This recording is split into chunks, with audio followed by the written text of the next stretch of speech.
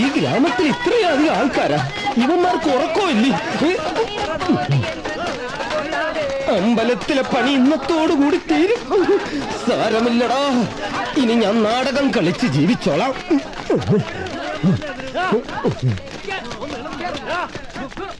അവരെ ഇറക്കിവിടെ, ഇങ്ങോട്ട് ഇറക്കിവിടെ, ഞങ്ങൾക്ക് കാണാവനെ. ഇങ്ങോട്ട് ഇറക്കിവിടെ, ഞങ്ങൾ സംസാരിക്കാം. ഇങ്ങോട്ട് ഇറക്കിവിടെ. എന്തിനാ എന്റെ വീട്ടിൽ ഒരു ശബ്ദം ഉണ്ടാക്കുന്നത്? അപ്പൊ താഴ്ന്നു പറഞ്ഞില്ലേ പ്രശ്നം? എന്നാ ഞങ്ങൾ പറയാ, അവരിങ്ങോട്ട് ഇറക്കിവിടെ. വാടാ ഇങ്ങോട്ട്, മര്യാദക്ക് ഇറങ്ങി വരാൻ. ഇറക്കി വിടേ, ഇങ്ങോട്ട് ഇറങ്ങി വരാൻ.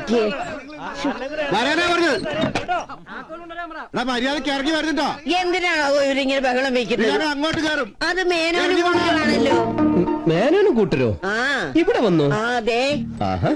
ശരി, അമ്മ ഇതങ്ങോട്ട് പിടിച്ചേ. ഇത് അമ്പലത്തിന്റെ താക്കോലല്ലേ? ഒരു നാടകക്കാരനായി എനിക്ക് അമ്പലത്തിലെ കാര്യങ്ങൾ നോക്കാൻ പറ്റില്ലെന്ന് എത്രയോ തവണ ഞാൻ അമ്മയെടുത്ത് പറഞ്ഞിട്ടുണ്ട്. ഇതങ്ങോട്ട് പിടിച്ചേ. അപ്പോ അമ്പലത്തിലെ കാര്യങ്ങളൊക്കെ മണിയുടെ അമ്മ അറിഞ്ഞില്ലേ? എന്താ? അതെ, അതൊക്കെ വർഷ സമയമെടുത്ത് അമ്മയോട് കാര്യങ്ങൾ പറഞ്ഞ് മനസ്സിലാക്കിയാ മതി. ഇന്നു മുതൽ ഞാൻ പഴശ്ശി തമ്പുരാനായിട്ടൊന്ന് മുഴുകട്ടെ. പോട്ടെ അമ്മ. അങ്ങോട്ട് ഇറങ്ങി വരാനാ പറഞ്ഞത്. ഇങ്ങോട്ട് വാടാ. ഈ താക്കോൽ ഇവർക്ക് കൊടുത്തേ. ഇതാണ് കാര്യം. ചാവി കിട്ടി, അവരെ ഞങ്ങൾ എടുത്തോളാം. വരടാ. ഇറച്ചി, നല്ല ഇറച്ചി, മനുഷ്യനെ മയക്കണ ഇറച്ചി, ഇത് മനുഷ്യനെ കുരുക്കണ ഇറച്ചി.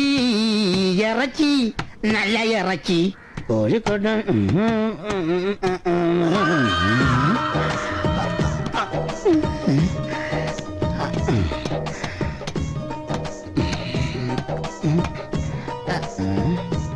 ഹലോ, പൊള്ളാച്ചൊന്ന് പോകരാ? പോത്തിന്റെ കാര്യം പറയാനാണോ? ഇസ്മായിലുണ്ട്. കൊടുക്കാം. പൊള്ളാച്ചിന്ന് പോക്കരാ. ഹലോ ഹലോ ഹലോ, ഇസ്മായിൽ ഇവിടെ ഒന്ന് റേഞ്ച് കിട്ടൂല, അങ്ങോട്ട് മാറി സംസാരിക്കും. നീ ഇപ്പം എന്റെ പൊന്നെ തലയാണോ? എന്നാ എന്നെക്കാളും വയസ്സ് മൂത്ത പോത്താ, നല്ല മാംസം, സഞ്ചി കാണിക്ക. കൊണ്ടുപോ അവിടെ നിന്ന്. എന്റെ കരളെ, ഒരു കരളിന്റെ പ്രശ്നം. നീ എന്റേതല്ലേ, ഞാൻ നിന്റേതല്ലേ. ശരിയായി, കട്ടായെന്ന് തോന്നല്ലോ. കട്ടായി, പിന്നെ വിളിക്കാം.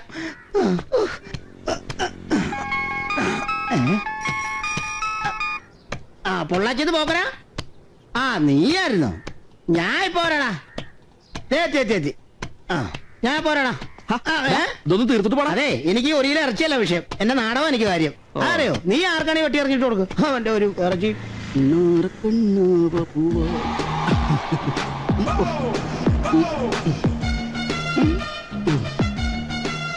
വായിലോട്ട് നോക്കി നിൽക്കാതെ വണ്ടി ഇറാ. ഓവറായോ?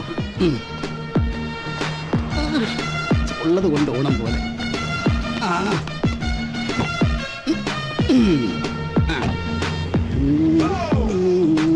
ചേട്ടാ, ഈ വണ്ടിയിൽ യാത്ര എങ്ങനെയുണ്ട്? സുഖമല്ലേ? കൊള്ളാം അല്ലേ മോളെ? ഈ വണ്ടിക്ക് ഒരു പ്രത്യേകതയുണ്ട്. ഓട്ടത്തിന് കാശ് വേണ്ട. കാശ് വേണ്ടേ? വേണ്ട, പകരം ഞാനൊരു കിസ് ചോദിക്കും. നിർത്തടാ. അവന്റെ ഒരു കിസ് തോന്നിയാസം പറയുന്നോടാ, അടിച്ചതിന്റെ പല്ല് താഴെടും. അയ്യോ, തെറ്റിദ്ധരിക്കല്ലേ, ആ കിസ്സല്ല, ചോദ്യം. എന്റെ പൊന്നമ്മാവാ, ഞാൻ അത്രക്കാരനല്ല. ഞാനൊരു ചോദ്യം ചോദിക്കും, അതിന് ശരിയായ ഉത്തരം പറഞ്ഞാൽ നിങ്ങൾക്ക് ഞാൻ 50 രൂപ തരും. ഉത്തരം തെറ്റിച്ചാൽ 100 രൂപ എനിക്ക് തരണം. ചോദിച്ചോട്ടെ. എന്നാ ചോദിച്ചോ. ആദ്യത്തെ ചോദ്യം, സുന്ദരികളും സുന്ദരന്മാരും എന്നുള്ള നോവൽ എഴുതിയത് ആര്? വേഗം പറഞ്ഞു. ഇല്ല. കൺഗ്രാജുലേഷൻസ്, എന്റെ 50 പോയി. 50 രൂപ. അടുത്ത ചോദ്യം ചോദിക്കട്ടെ. എന്റെ ഉപ്പുപ്പായ്ക്കൊരു ആനയുണ്ടായിരുന്നു. എന്നിട്ട് എന്തിനാണ് നീ വണ്ടി ഓടിക്കുന്നത്? പാപ്പാനായ പോരെ? അതല്ലെന്നേ, ആ പുസ്തകത്തിന്റെ രചയിതാവ് ആരാണ്? അതാണ് ചോദ്യം. ക്ലൂ ഇല്ല, പറഞ്ഞോ. അത് MT വാസുദേവൻ നായർ. ഉത്തരം തെറ്റിപ്പോയി. ശരിയായിട്ടുള്ള ഉത്തരം വൈക്കം മുഹമ്മദ് ബഷീർ. അപ്പൊ 100 രൂപ എടുത്തോ. വേഗം വിട്, അങ്ങോട്ട് തരാൻ ഒരു പ്രയാസം ഇല്ലായിരുന്നു, പിന്നെന്താ ഇങ്ങോട്ട് തരാൻ ഇത്ര പ്രയാസം? അപ്പോ എനിക്ക് കൺഗ്രാജുലേഷൻസ്. അയ്യോ, ഞാനൊരു കാര്യം മറന്നു. സൈഡിലേക്ക് ഒതുക്കി തരാം, നിങ്ങളൊന്ന് ഇറങ്ങി.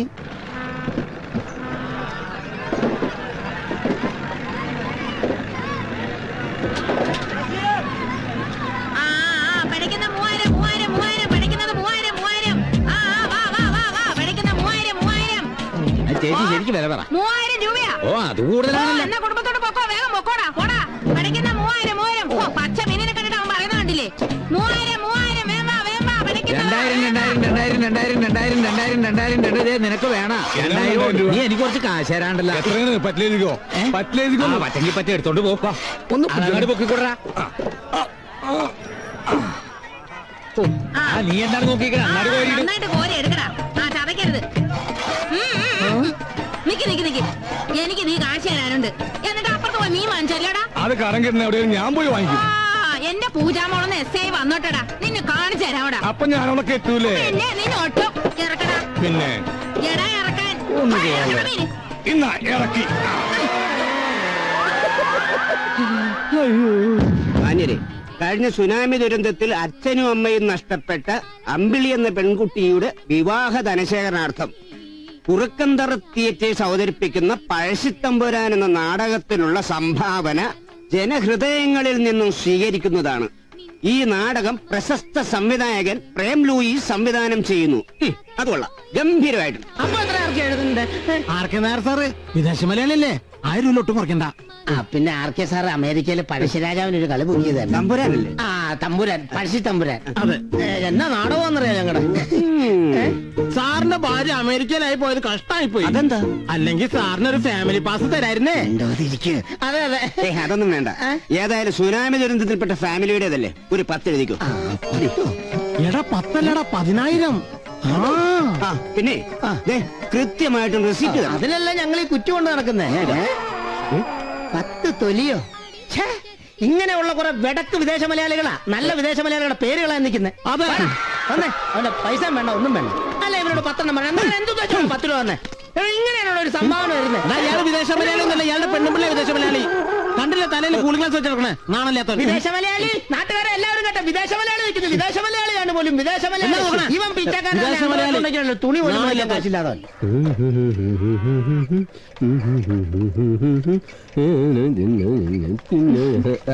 നാടകത്തിന് വേണ്ടിയുള്ള നെട്ടോട്ടായിരിക്കും അല്ലേ മണി?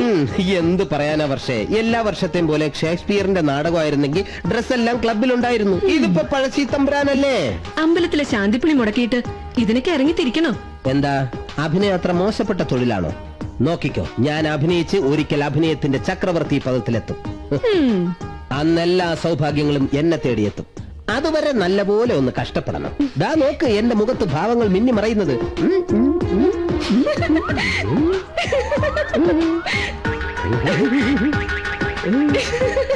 വേണ്ടായിരുന്നു, നീ കളിയാക്കണ്ടേ, നോക്കിക്കോ.